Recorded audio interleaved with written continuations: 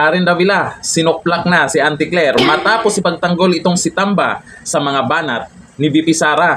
Teka, di ba si Auntie Claire ay spokesperson ng Malacanang? Pero bakit to the rescue siya dito kay Tamba? Nasaan ang tagapagtanggol ni Tamba? Bakit nanahimik na? Porket hindi na siya yung speaker, mananahimik lang kayo dyan? Ano, iiwanan nyo na lang? O eto, ayon dito sa balita. Bakit Malacanang ang nagsasalita para sa dating speaker ng Kamara? Kaya naman niyang ipagtanggol ang sarili niya. Ayon po yan kay Karen Davila. Matapos magsalita si Palace Press Officer Jose Claire Castro upang tugunan ang banat ni Vice President Sara Duterte laban kay Martin Romualdez. Ang bilis nga ni Auntie Claire dyan. Sumagot agad. Pag-usapang Duterte, matik agad. Yaw-yaw agad yan.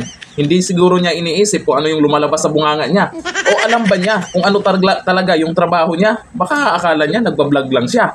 Kung ano po yung napag-usapan na issue, kung labas naman sa kanyang trabaho, eto agad siya. Dagdag ni Davila, trabaho ng Presidential Communications Office or PCO ay magsalita lamang para sa Pangulo. O Auntie Claire, makinig ka. Abogado yan, di ba?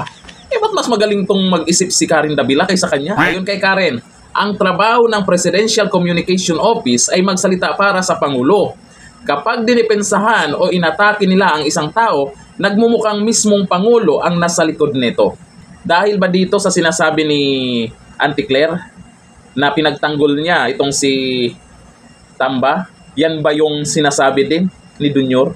Yan ba yung galing sa Malacanang na ipagtanggol itong si Tamba? Kung ganon, alam na. Pero may paliwanag agad si Auntie Claire dyan. Ay, talagang bilis. Ang sabi niya sa paliwanag niya, hindi po natin ipinagtanggol dito ang former House Speaker na si Romualdez. Pero babase lang po tayo sa kanyang naging salaysay. Unang-una, sinasabi niya rin po, oo sapagkat ito ay tugma sa mga napabalita noong pagtanggap niya ng suhol.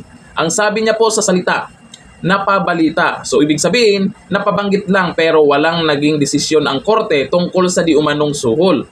At muling binigyang diin ang prinsipyo ng presumption of innocence. Bakit siya yung nagpapaliwanag? Auntie Claire, spokesperson ka po ng Malacanang pero bakit ikaw yung nagpapaliwanag para kay Tamba dito sa banat ni VP Sara? Di ba? Halata naman tapos sasabihin, hindi niya ipinagtanggol. Bakit ikaw nagpaliwanag dyan?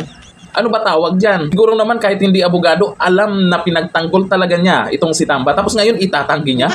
Harap-harapan tayong pinagluloko ni Auntie Claire. Kasi na itong nakaraan lang, may banat po si VP Sara Duterte dito po sa mga dating kaso di umano ni Tamba. Ayon dito, muling binuhay ni VP Sara Duterte ang usapin matapos suportahan ang aligasyon ni dating Marine Master Sergeant Orly Gutesa na personal umanong nag-deliver ng 46 na maleta na tig 48 million sa bahay ni Saldico at Martin Romualdez. Sinabi po kasi diyan ni VP Sara Duterte na hindi lang yan yung yung issue kay Tamba.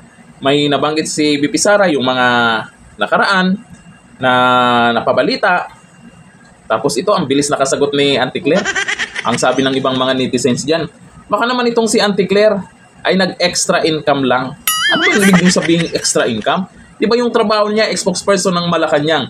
Tapos ngayon, ang tingin ng iba naging spokesperson na siya ng dating House Speaker. Ito, ayon sa mga netizens, ang sabi ni Dong Mar, Auntie Claire is the spokesperson of the true mastermind. Sino yan? Sabi ni Chris Caranto, nag-sideline si Auntie Claire. Additional income, Speaker of the House.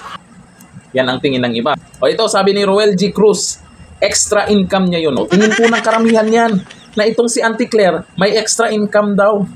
Dahil dito sa pinagyayaw-yaw niya na hindi nakasama sa trabaho niya bilang spokesperson ng Malacanang. Kasi kung ikaw yung spokesperson ng Malacanang, kung ano yung lumalabas sa bunganga mo, yan mismo ang gustong sabihin ng Malacanang para sa taong bayan. Ibig sabihin niyan, pinagtatanggol ng Malacanang itong si Tamba. Kasi yun sinasabi paliwanag mo, di ba? Ang bilis ng rescue mo diyan sa banat ni VP Sara kay Tamba. Ito sabi ni Den Bautista, sa totoo lang hindi talaga alam ni Claire Castro ang kanyang trabaho kasi hindi niya alam ang kanyang limitasyon. Sabi ni Jessamine Sarmiento, so now Malacanang is the speaker of the ex-speaker. Yun talaga ang tingin ng iba. Kasi ito si Auntie Claire, kung ano naman yung pinagyayaw-yaw dyan. Sabi ni Natanjo Kait, totoo kasi na si Romualdez nang nagpapatakbo sa gobyerno, hindi yung boss ni Auntie Claire na weak. Diba, Auntie Claire? Hinay-hinay lang. Pagdating kasi sa usapin na may Duterte ang nabanggit, ang bilis mo. Ang bilis mo. Parang galit na galit to sa mga Duterte. Tahol pa. Hanggang dito na lang. Thank you. Bye.